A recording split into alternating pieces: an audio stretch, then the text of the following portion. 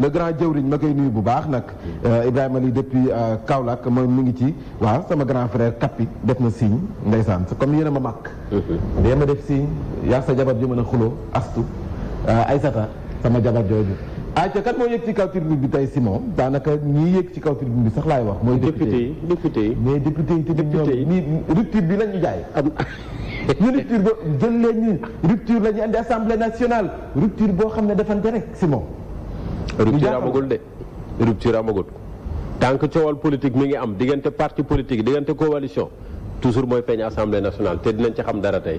waaw mais nee nañ lii ñu sentir tey jii xanaa renouvellement bureau assemblée nationale tey jii. ci session bu ñu war a ubbi tey. 2024 2025 wala 2023 2024. waaw mais dana doy waar de entre taxawu ak Pastef nii. ñëpp xam nañ ne diggante bi neexatul. seen sëy tas na. sëy bi tas na. waaw donte ku si nekk moo ngi jéem a naan même bu tasee na diggante bi rafet peut-être nañu xool nañuy àndee mais tas na. fii la ñuy xottee këyit yi. certificat de mariage bi ngeen amoon tey ngeen koy xotti sa mairie bu assemblée nationale. waaw mu ngoog. tey seen diggante tas na. waaye loolu bu fekkee tas na ndax ndamu waa Benno Bokk Yaakaar ndax da leen di profité am déet. ah mën na nekk ngañaayu Benno de. ndax nag comme la coalition présidentielle pourrait disposer de plus de nombre donc dans le bureau. ok ay calcul la rek. ay calcul la rek lu mën a nekk la.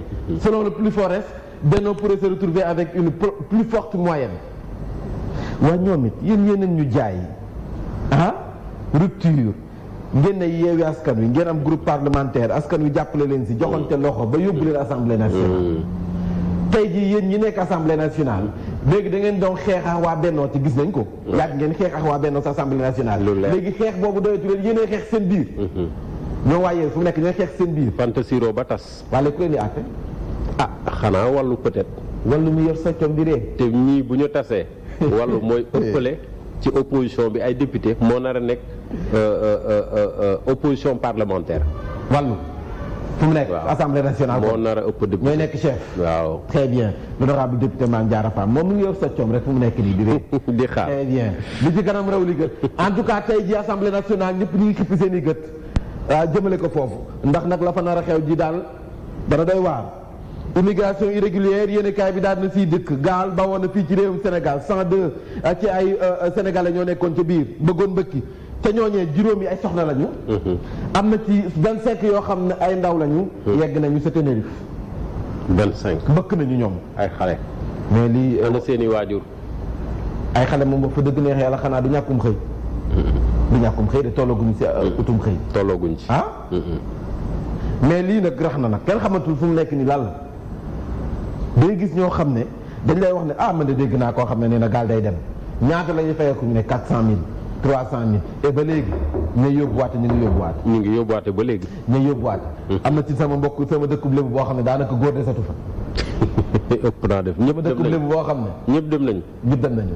day gis benn vidéo bu ñuy wane nii dëkk ba xool ay xale ndaw nga fay gis ay jigéen góor ñëpp bëkk nañu. ña nga Espagne. cey yow ña nga Espagne. yàlla ñu yàlla suuturaal. yàlla baax na yàlla bëri na suutural. yàlla baax na Amsatou Sow Sidibé va sillonner toute l'étendue du territoire yaa ne candidat nga loolu saful wax loolu kay mooy géej gi am na ndox. candidat bu dëggal boppam kay faw nga wàcc ci terrain bi. wër Sénégal ñëwaat toog. moo tax ñii taxaw fi naan ay candidat lañ 230 et quelques ci ay candidat ñoo xam ne mënuñu am sax plein seen oto. seen Cees gi da leen tëj. ñu bëri ay tokkaar lañu.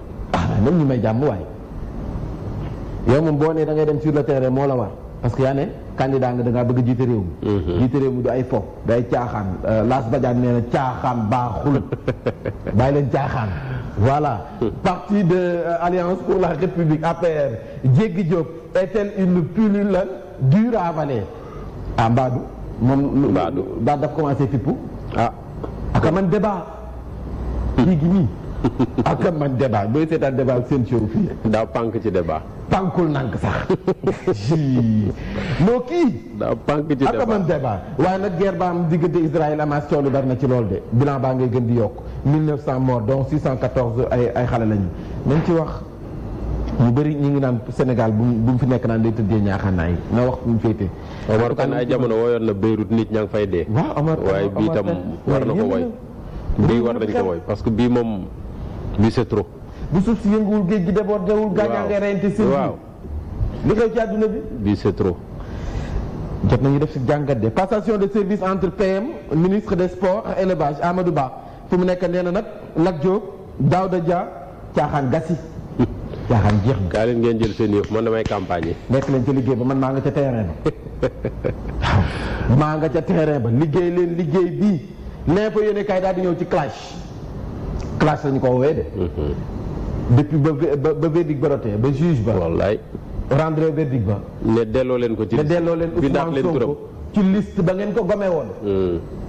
bindaat leen ko fa ci liste électorale ba coow juddu na. agent judiciaire de l'État ñoom génn communiqué ne déggoon nañu recours cour suprême cassation rek. waay loolu seen droit la.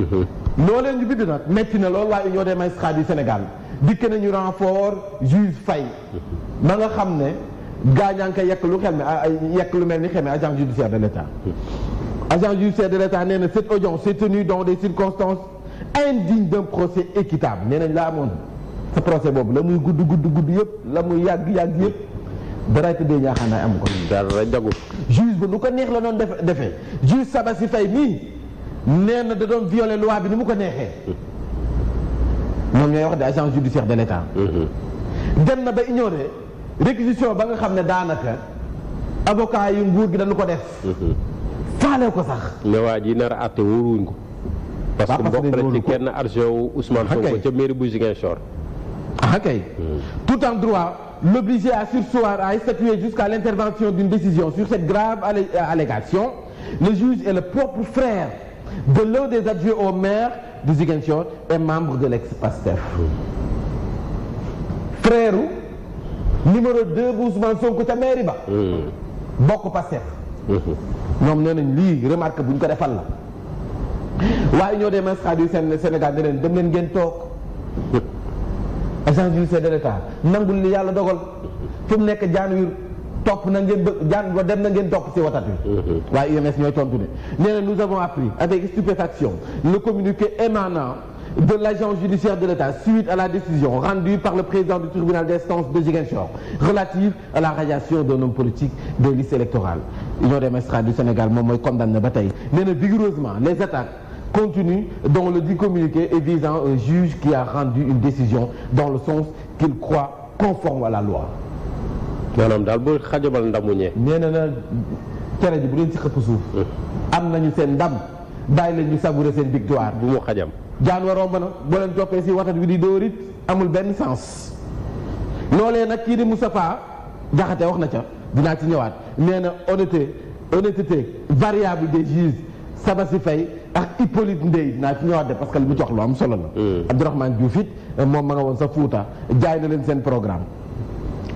seen programme de moom programme am moom ñoom waa awale may nuyu baax sama xarit bi ma nga ca de taxaw Tawféex de Rufisque waaw fu dëgg ay ca mu ngoog prolongation bi la de Union des magistrats du Sénégal ñu koy recadrer agent judiciaire de l'État mooy attaqué juge Faye moomee nee nañ communiqué bi neexul ma neex waaye caaxaan la caaxaan baaxul nee na que yéen agent judiciaire de l'État génne leen ci li ngeen ne ndam am na ba pare bu leen xajamal ndamu jàmbur Aliou Ndao ancien procureur général Mariam Diop Gueye et Sabassi Faye ont dit tout haut ce que l'écrasante majorité des magistrats pense tout bas ca la ànd ba tey.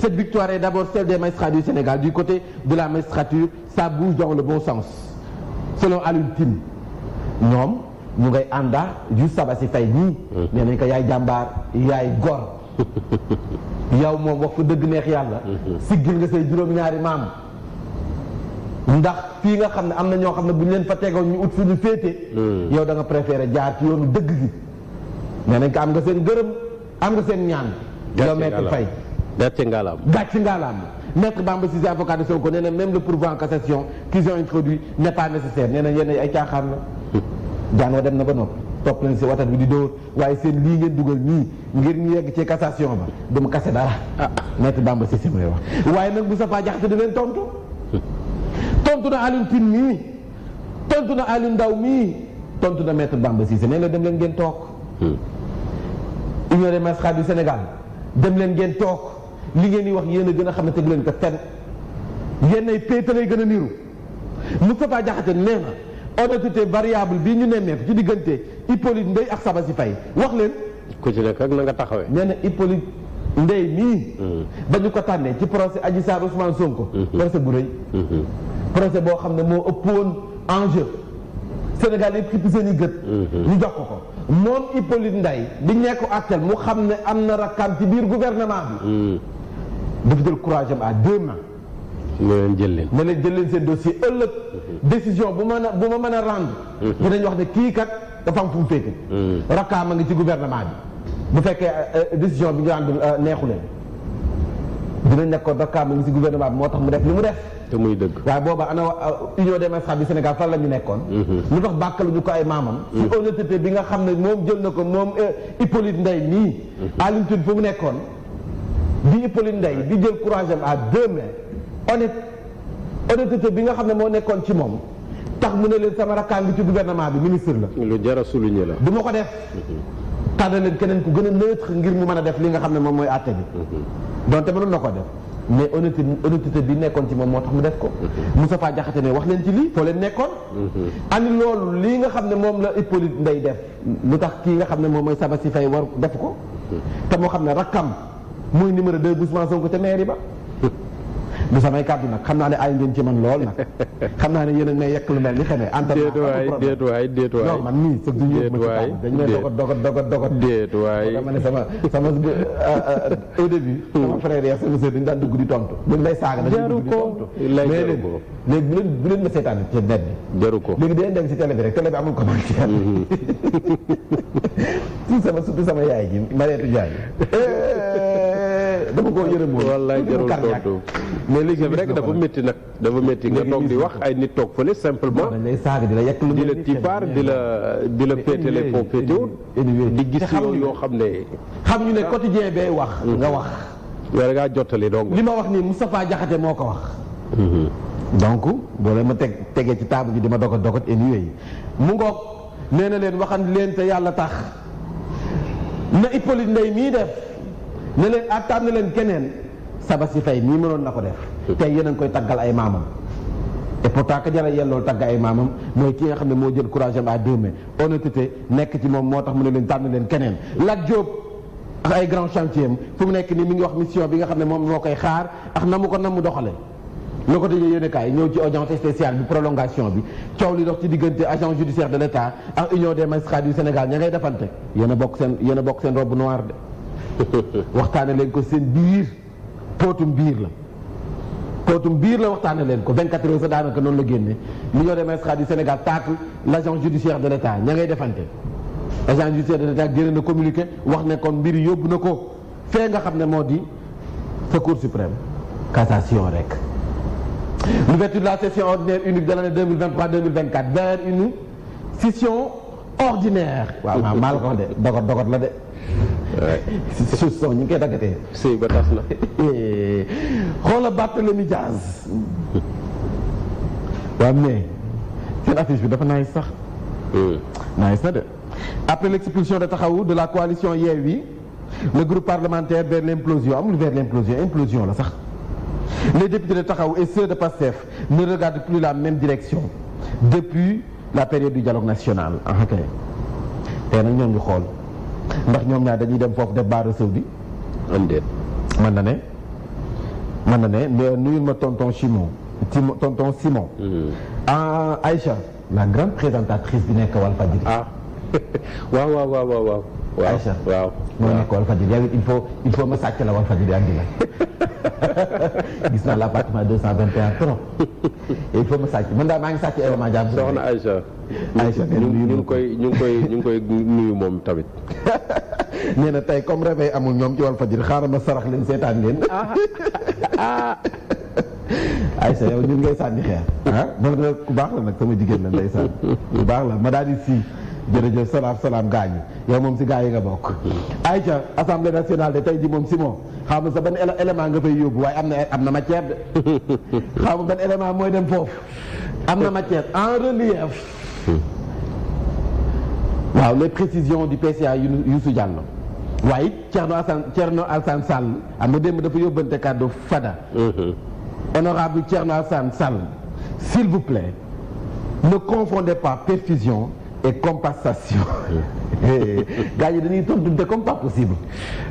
précision yi nga xam ne le PCA Youssou Diallo def na ko nee na ko l'honoré Thierno Alassane Sall a besoin de quelques éclairages puisqu'il est aventuré dans un domaine que manifestement il ne maîtrise pas. nee na ko Thierno balaa ngay dem da ngay laajte yaa ngi dugg ci yoon woo xam ne nii boo fa xuusee di nga tax ban. La perfusion, on dit qu'une entreprise est sous perfusion lorsqu'elle ne couvre ses charges d'exploitation que grâce à des appuis ou subventions financières extérieures, celles de l'État en particulier. moom kon mi ngi tontu Sonacos. bu Diagne Fada ah. très bien kon nag comme démb Thierno yaa waxoon tey Youssou Diallo mi moo la tontu ci en relief dëkk Dóor fayoo koy tas nit ki boo ko waxalee midi 30 mu tontu la. L'indépendant ñëw ci Union des magistrats du Sénégal ñu ngay chargé agent judiciaire de l'État le PDS témoigne solidarité et compassion à Bougane Gueye Dany dem nañu fa de. délégation bu rëy la ñu def. keroog jeudi. voilà si juróom-ñetti fan yi bu doon ko fàtte di ñaanal. moom mi Bousso Seck bu Thione Seck ak bu Kiné Diouf sunu yaay ji. bu leen ko fàtte di ñaanal dëgg neexul Bougane Gueye Dany noonu lañ ko daan tooñee ndeysaan ci tës. ma tax ma bëgg Fofana lu am solo.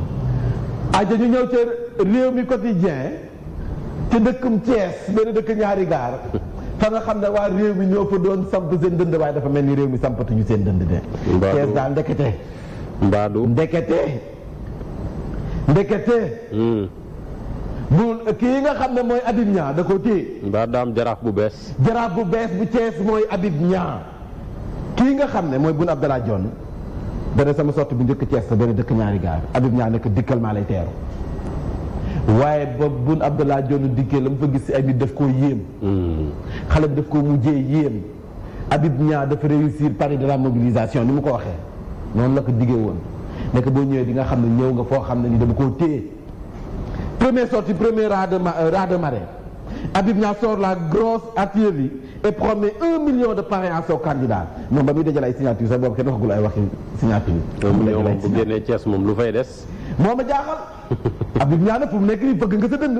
moom bu génnee Thiès moom lu fay des. waa Benno Bokk Yaakaar lii moo leen jaaxal ni ñu def ba ñàkk Habib Niang sa Thiès moo leen jaaxal ñu ngi seet ku nekk koo xam ne nii mën na combler gap bi waaye Habib mayu leen dara de Habib nee na leen béy way na mbuus maa ngi ci ginnaaw kii nga xam ne mooy Boun Abdallah Dionne bu nag nee na bokk laajee mu ne lu mu ci mën ci doon palais après élection yi ku may seet fekk ma palais kii nga xam ne mooy Habib Niang di si liggéey ak Lamine Aïssa Fall foofee nga xam ne moo di sa Thiès liggéey bu am solo ñaa nga ca ginnaaw Habib Niang war nañu seen doole de nee nañ Thiès fu mu nekk nii dañu koo téye l'évidence yéene kay daal di di rentrée parlementaire le Sénégal vaut 7 milliards 7000 7 milliards dafa ndaw 7000 milliards les Échos rencontre avec leur leader Macky Sall hier au palais les députés de Benno parrainent à l'unanimité Amadou Ba gaa ñaa ngay liggéey députés yi Benno yëpp ñaa ngi ca ginnaaw Amadou Ba seuls 3 ou 4 ñoo fa nekk loon te dañoo demoon voyage yi Macky maintient le suspense sur le nouveau président du groupe et le nouveau questeur Assemblée nationale. parce que maître Oumar Youm lañ ko nommé ministre la te moo nekkoon président groupe. waaw kan la ñuy tàggu questeur Daouda Dia moom it moo nekkoon questeur léegi moom lañ dénk élevage ko nar a wuutu léegi moom lañ dénk élevage justement. Amadou Ba promet d'être plus sur le terrain qu'au bureau à partir de ce week-end kon nag moom pare na ci bureau beeg clim yi pare na ci kon mi ngi ci naaju tàng yi bienvenue Amadou bienvenue terrain bi xam ne li ci terrain bi waajalal de di nga mel ni ko bronzé wu boole si li nga ñuuloon ba pare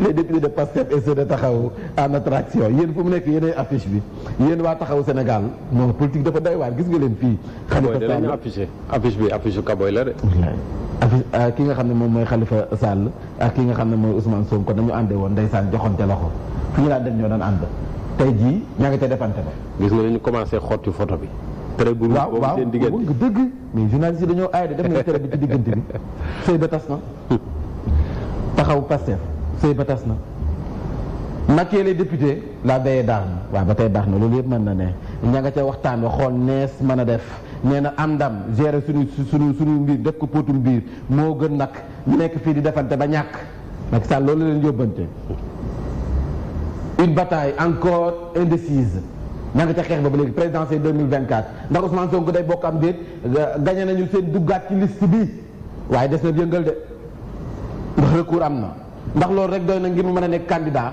nee nañ ko des na yëngal des na de mu ngi nii ba tey ci libération yéenekaay prolongation après l'annulation de la radiation de Sonko des listes électorales yéenekaay bi daal na siy dig attaque mortelle cocktail Molotov baa moom sa bis bu yaraax attentat boobee am na yeneen arrestation yu nga xam ne enregistré nañ ko ci gaañaa ngay jàpp ba léegi. te jeexagul Touba une descente musclée des Baye Fall à l'origine de violents affrontements ñu dem ci Odia bu ñoo yónni yàkkamti ñu te week-end bi dafa am borom. Odia ngi moom nag dafa ñëw ci actualité bi nga xam ne daanaka du ma sa dañ réew mi ni muy doxee da ngay gis taximan bu dawal ba mu neex taxaw ci digg tali bi. du benn bi dul ñaar barki Dembo Ndiaye noonu lañ ma def. ci digg tali bi amul këyit di gër policier bi. voilà mu ngi nii. gone gu jigéen bi moom amul permis amul dara. waaw ay moom nee na daal bàyyam kilifa la. ndeysaan parce que dafa war a dem moo nekk. bàyyam borom maqaama la day lu ko neex. léegi moom taximan baa ngi gaare. di lijjanti fee oto yaa nga taxaw si ginnaaw di xaar pour mu pare. ah. lii de moo xew ci tali bi. flic des flics très bien. le beurre est l'agent du beurre. agent corrompu à la tâche. corrompu à la tâche. Sénégal na yéex a dem man daal xaaral rek ma xool nu ma mën a def du ma jël nag yoonu suuf bi du ma jël gaal gi. nekk rek waa du ma ko jël du ma jël xam nga nag waa xaw ma de du ma jël.